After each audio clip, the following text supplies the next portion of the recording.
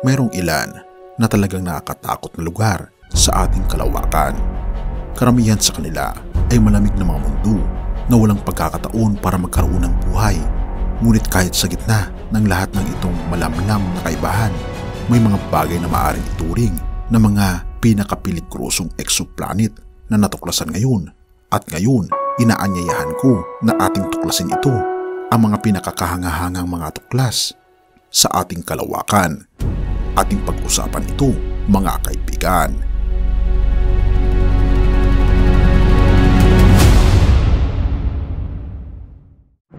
Bago mag-Halloween noong 2020, nag-compile ang NASA ng isang listahan ng mga nakatatak dilim na mundo at kasama rito ang 6 na exoplanet.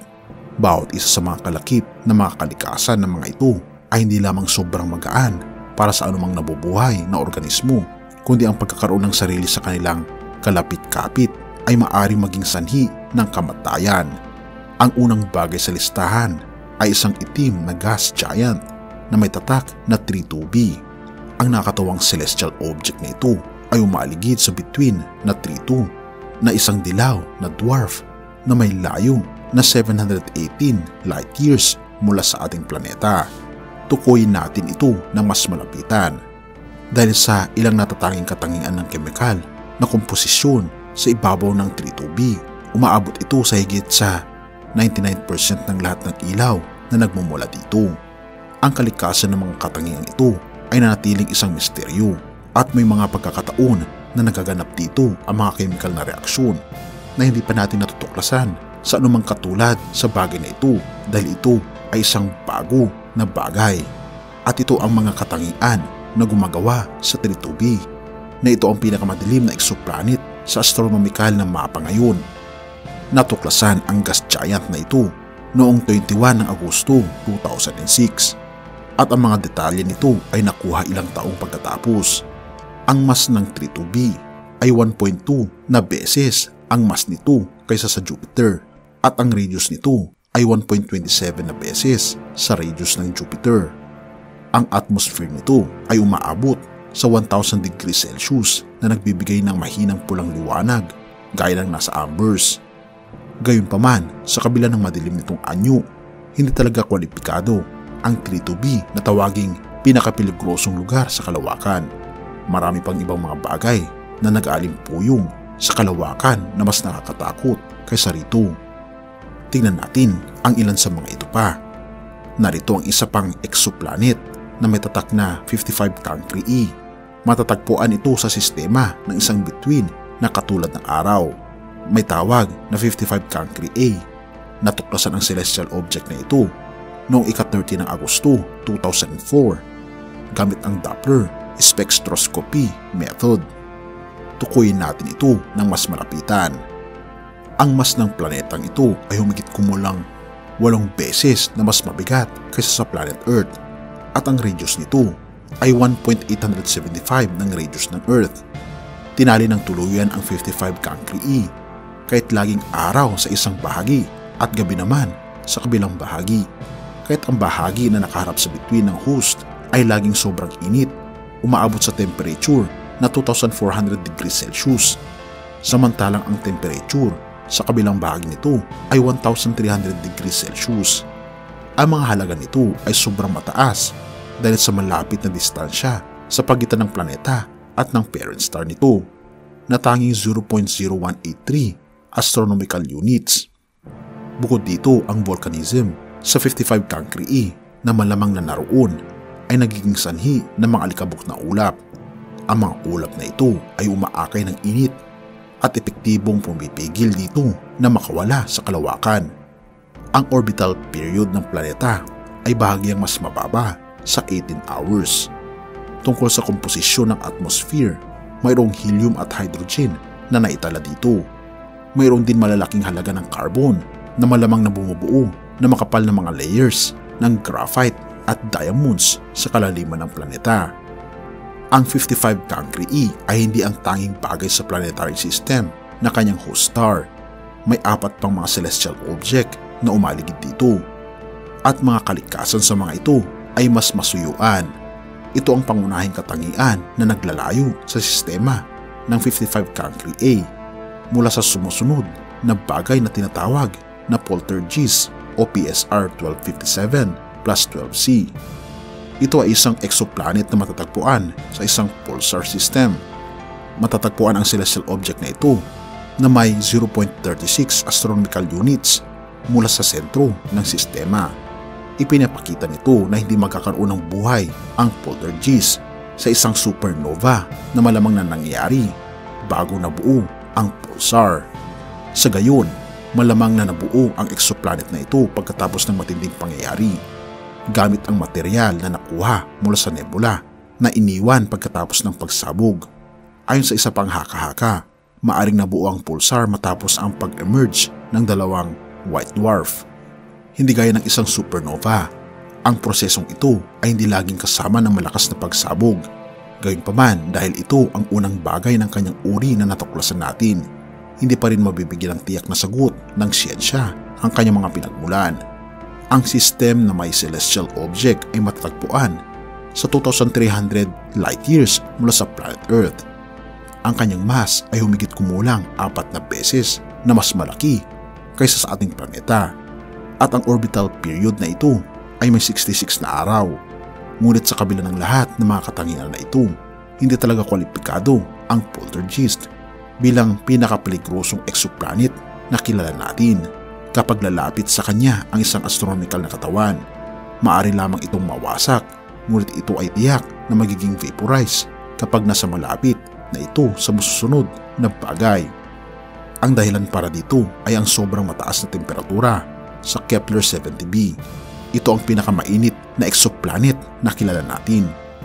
Ang bagay ay umaaligid sa subdwarf star na Kepler 70 na may temperatura sa ibabaw na mas mataas kaysa sa araw natin.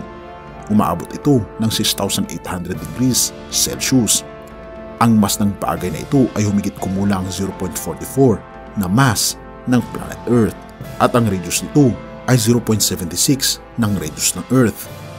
Ang orbital period ng celestial object ay 345 minutes. Sa ibang salita, ang isang araw dito ay mas maikli sa 6 na oras.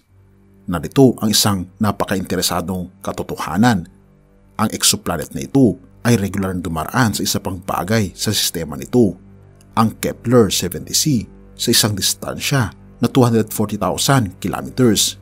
Sa kasalukuyan, ito ang pinakamalapit na naitala ng mga planeta sa kalawakan na pumasa sa isa't isa.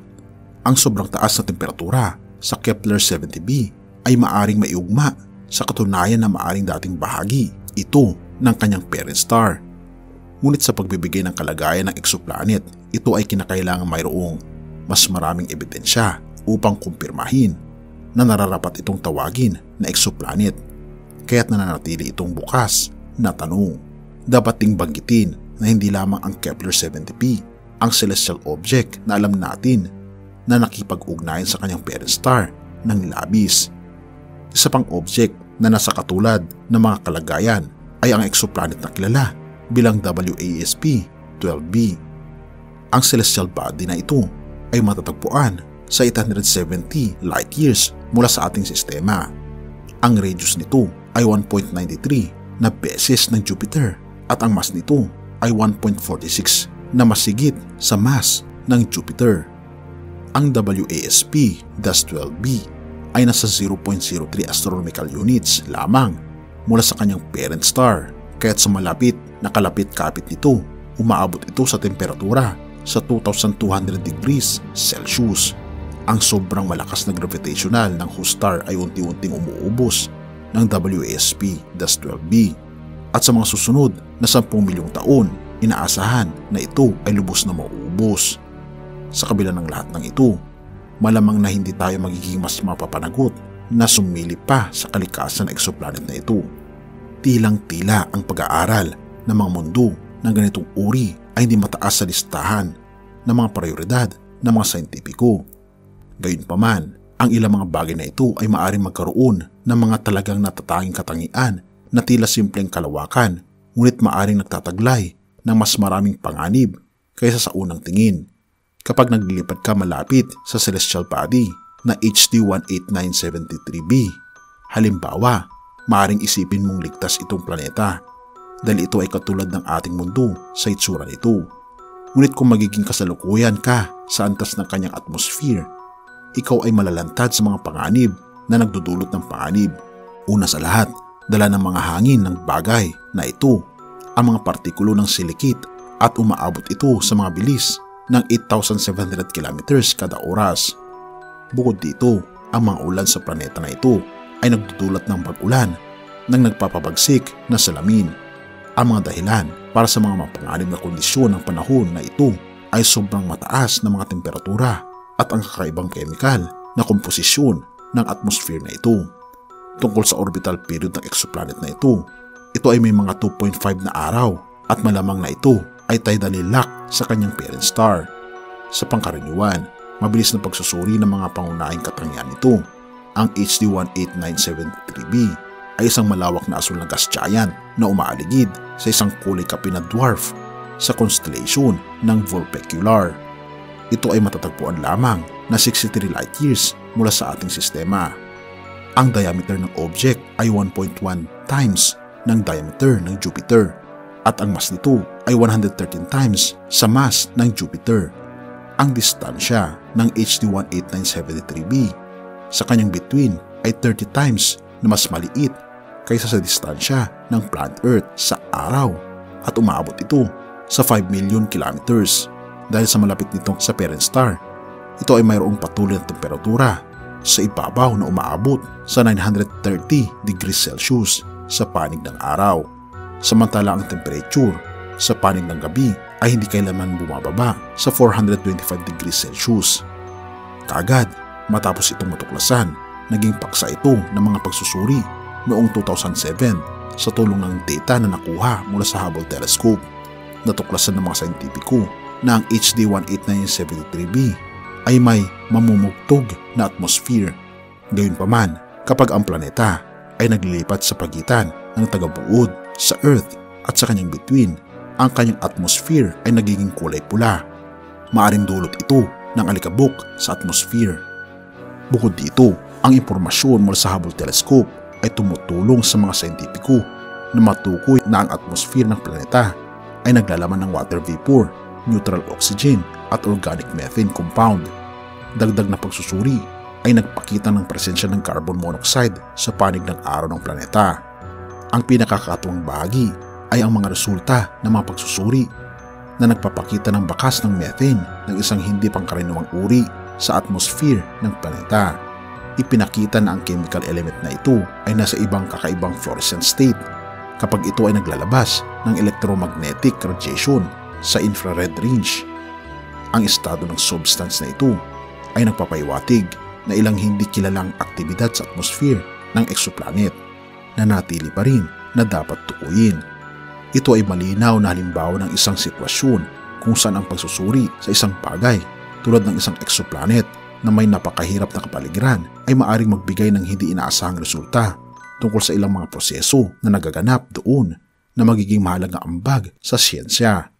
At habang nagpapatuloy ang proseso ng pagsusuri sa mga mundong ito, mananatili sila na wala ng iba kundi ang planeta ng kabaliktaran sa atin. Pati na rin ang isang malakas na paalala na mas mapalad tayo na maging mga maninirahan sa ating mundo. Totoo nga mga kaibigan, tayo ay mapalad sapagkat binigyan tayo ng ating Panginoong Diyos na tayo ay manirahan sa planetang ito. At sa kanyang sobrang pagmamahal sa atin, tayo ay ginawa ng ating Panginoong Diyos. Ngunit dahil sa pagkakasala, tayo ay makakasumpong ng walang hanggang kamatayan sa impyerno.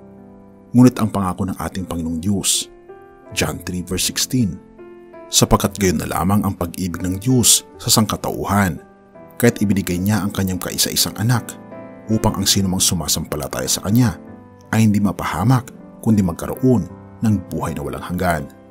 Kaibigan, ito ang pangako ng Diyos para sa atin.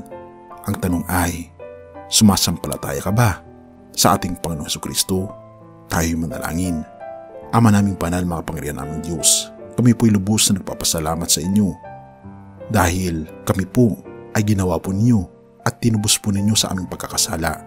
Salamat Panginoon dahil binigyan niyo kami ng pagkakataon na mabuhay sa lupang ito. Ngunit nais po namin, Panginoon, na mamuhay kasama po ninyo magpakailanman sa langit na bayan na mas mainam na lugar kaysa sa aming planeta ngayon. Tulungan kami, Panginoon, na laging ipasakop ang aming buong puso sa aming Panginoong Jesucristo lamang. Purihin ka, o aming Panginoong Diyos, at patawarin po kami sa lahat ng aming pagkukulang at pagkakasala. Pagkat ito aming samutiling sa matamis na pangalan ng aming Panginoong Jesus. Amen.